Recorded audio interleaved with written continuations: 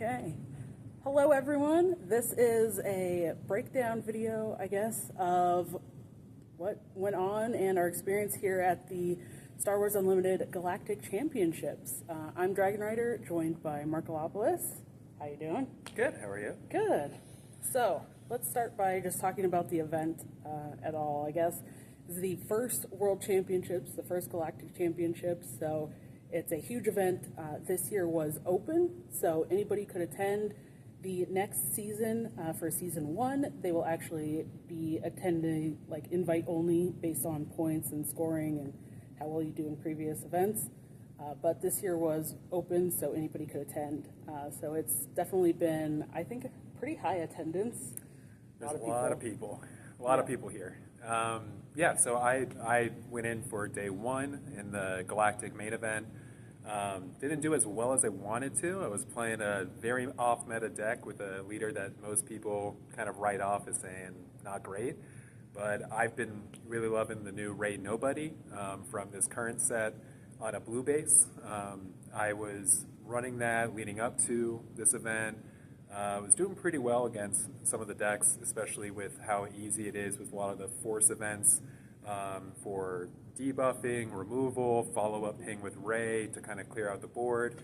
All my games were very close from the beginning. My first matchup was against someone from Wyoming, Trevor.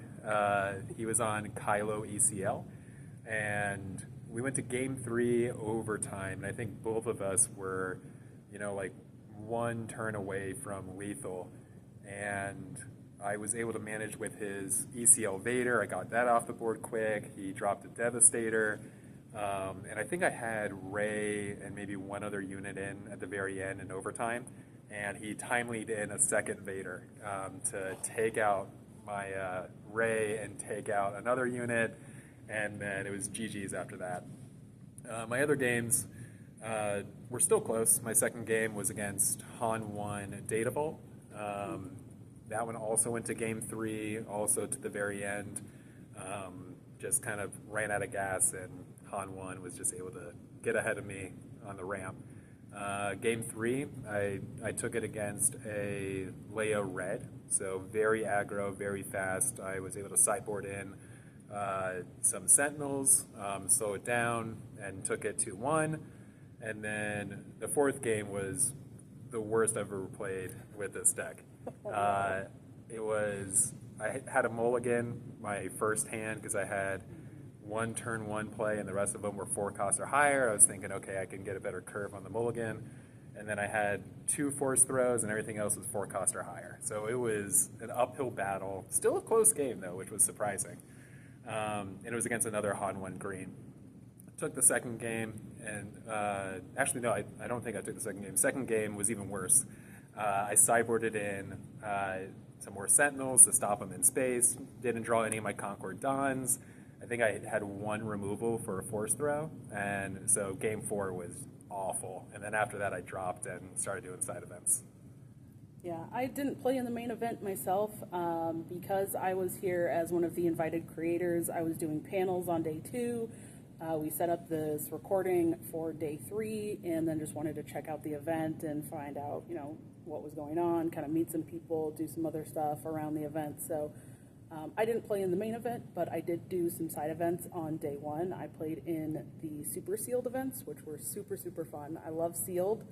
So to do a super sealed where you open 12 packs instead of 6 and then get to build a 50 card deck was really, really interesting. It was a really cool format. I played a Kylo Cunning deck in my first super sealed event. I was up, it was a 6 rounds, 1 game each versus each opponent essentially, and then a Swiss format, and I was up 3-1 after the first 4 rounds, and then ended up losing out in the final 2 rounds, so I ended 3-3 in that one. And then the second super sealed, I played a Snoke deck. I won my first one, and then after that, ultimately, it was already 6 p.m. I was like, I'm exhausted. I hadn't eaten, so I was like, I am hungry.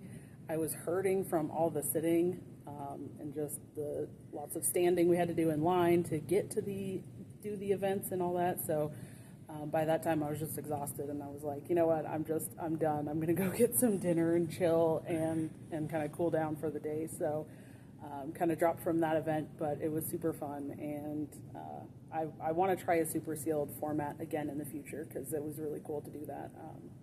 But next events will probably be like pre-releases and other sealed events that I do. Yeah, the side events I think were a lot of fun. They were just plenty to choose from. And as soon as I dropped out at around 4 of the main event, I met up with one of my buddies. He said, hey, you should take my spot in this pod real quick. We did a win-a-box with a bunch of like cool people. I think one of the best things about this event was how friendly everyone is. And everyone's getting along. Judges are, for the most part, have been really super nice and getting people kind of seated and getting events started. And then, so I hit 2 walls in Friday and Saturday. Friday was just exhaustion from the main event and just being brain dead from that. Second day, I grinded a bunch of pods, met a bunch of cool people, tried to get as many tickets as I could, just getting back in line and sitting down for events. And that was exhausting on its own as well. So I was not prepared for how exhausting everything is. But it was so much fun. Like this, I love this game. You can tell everyone else really loves this game too that you're playing with. Everyone's just excited to be there and meeting new people from all over the world.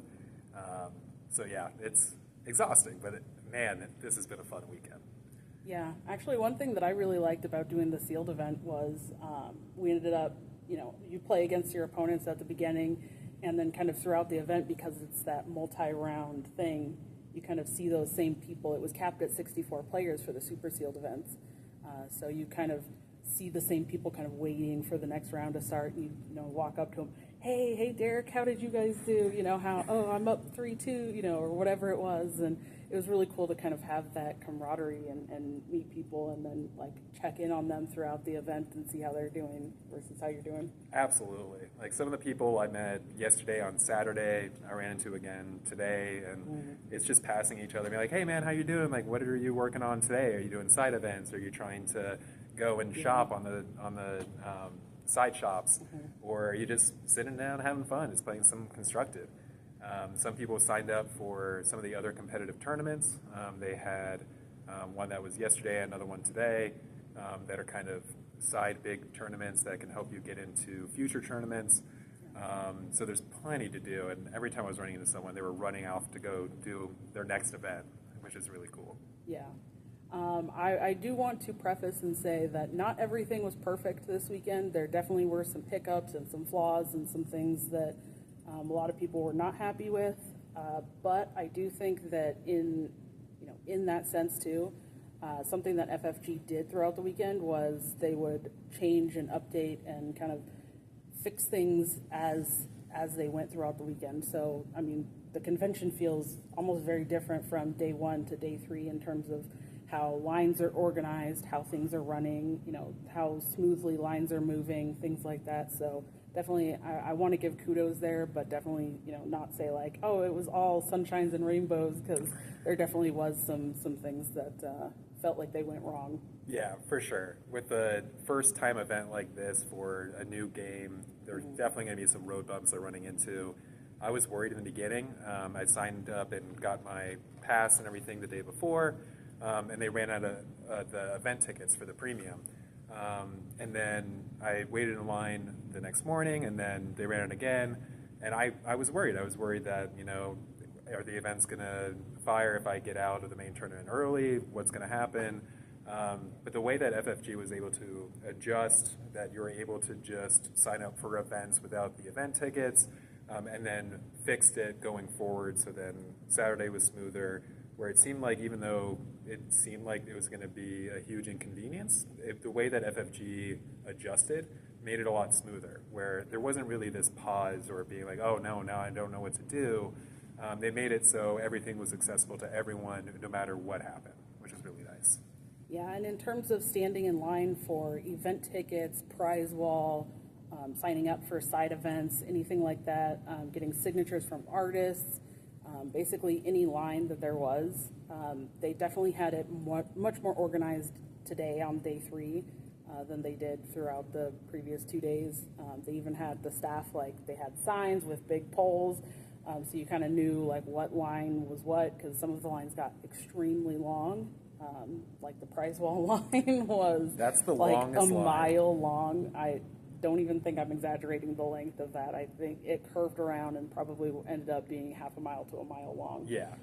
It was very, very long line. So, Which every other day was short. And then today, the last day, of course, it's the last one. Everyone wants to try and cash in their tickets that they've been saving up throughout the weekend. But like any event, if you waited till the last day, sometimes they're going to run out of stuff. So I waited in line. I was planning on getting a silver pack. Unfortunately, they ran out of the silver packs. But I was able to get my showcase Vader and Luke's yesterday. I was able to get the playmats I wanted yesterday. So even though they ran out of stuff today, it's expected for something like this. It's big. A lot of people are chasing those kinds of cards. So it's expected, and that's kind of what happens. Yeah, but I think overall it's been a really good event, especially for the first one. So it's been really fun being here in attendance. The big downside to being in attendance is that it's been very hard to actually watch any of the games or like catch the streamed and casted matches. So haven't been able to actually watch any of the action other than just like what I'm doing. You know, like I can obviously catch the action when I'm playing, but it's been hard to catch the main event and see what's all happening and kind of check in with everybody. And there's so many people here that, you know, without being able to message you, you know, via Discord or text or something, like I don't think we would have been able to meet up as much as we did. So, you know, some of the other people from Wyoming and Montana that I've met and seen, I maybe ran into them once, which was amazing that I even got to see them. And then the rest of the weekend, it's like I haven't even run into them at all. So there's just so many people here. Yeah, and from San Diego, we have, you know, a lot of people here as well. And I was lucky enough I keep running into them. But even then, some of them I haven't seen at all weekend. There's, you know, over 3,000 people here, people coming and going, signing up, doing different events on one side of the hall, and you're just hanging out all the way on the other side of the hall. But it's the way that, you know, they set up the Wi-Fi meeting points for those that you do want to meet up with and do want to check out. It just makes it easy to kind of say, hey, we're all going to meet here in the morning, and we'll all say hi to each other, take a group photo, and then sometimes you'll run into them throughout the day as well. Yeah, I think the other thing that I want to mention is how cool it is seeing a lot of like women and other players here as well. I know I probably have brought this up before. If you are, you know, subscribed to my channel already, you probably already have seen the video for the Women of SWU panel that I hosted yesterday on day 2, which was a fantastic panel. Definitely advise checking that out. Even if you're not a woman, it was a great panel. They gave a lot of advice on getting into the industry, which I think can apply to a lot of different people. So definitely check that out. But it's been really cool seeing all of the women showing up because they love Star Wars, they love the game, they're just fans of this, whether it's their first TCG or not. You know, it's been really cool actually seeing so many women here playing and competing and playing in these side events and not just here like supporting their partners. They're actually here playing for themselves. So that's been really cool. Yeah, absolutely. No, it's been a great group across the board. Like, it's been super friendly. We've had, you know, kids going into drafts, and they're super excited and they're pumped, and it's pretty neat that even like the adults, the interactions, everyone's super friendly, and it's not, you know, super competitive. No one's getting really angry at each other. You might get angry at yourself for making a bad play, but it's just been such a nice community here. So it's really good to have those kind of people around. Yeah. So for next year's Galactic Championship, what do you hope for? Oh man. Well, I hope I can get into the main event again. That was a lot of fun, even though it did not go the way I wanted to. My top goal was making day 2, and then on my bottom floor, I was like, okay, I can get 3 or 4 wins. And then after that 4th round, I was like, whoa, like I need a lot more practice. I need a lot more to learn. Still my first TCG, first year into this. So I'll be doing a bunch of PQs, trying to get back into the main event next year. Hopefully it's a place that's a little bit colder. Vegas during the summer is it's a little hot outside. But yeah, I would love to just see, different kinds of formats. I know that they were talking a lot about Trilogy format coming in. I don't know too many people who actually did play Trilogy. But it was nice to see Twin Suns going. A lot of people were doing Twin Suns, draft, super sealed, sealed, and just having more of those side events for people. So it's not just the main event, that there's always something to do. It's something that I would love to see kind of expanded on for the next Worlds as well.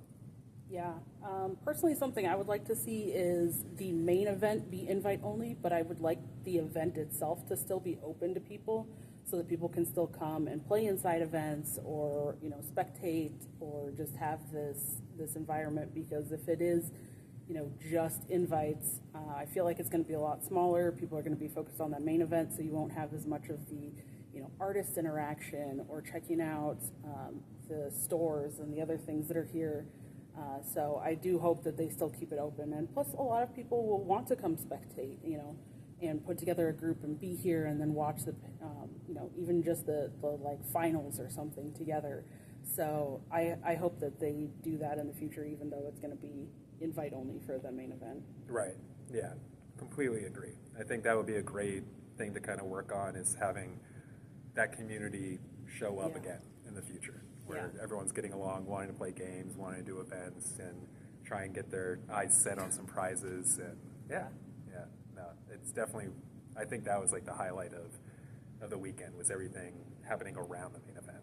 Yeah, absolutely agree. I think that was definitely a lot of fun. Because I've been to PQs and stuff before, and it's like you're there for the main event, and then it's like once you're done, that's it. Like you go home.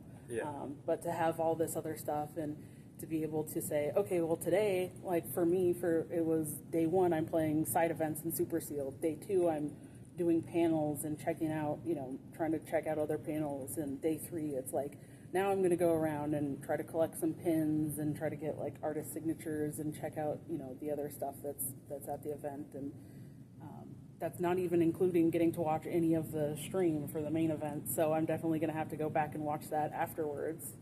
Which makes it feel like the convention goes even longer then, which is kind of cool. But also, that's going to be its own kind of stretch of trying to catch up on all the stream. Yeah, there's a lot going on like all at the same time. And I've had people text me like, oh my God, do you see this, Shadows Kylo Tarkin town that's like just going crazy on day one? And I was so jealous. I was like, oh no, I want to like see it. I want to watch it.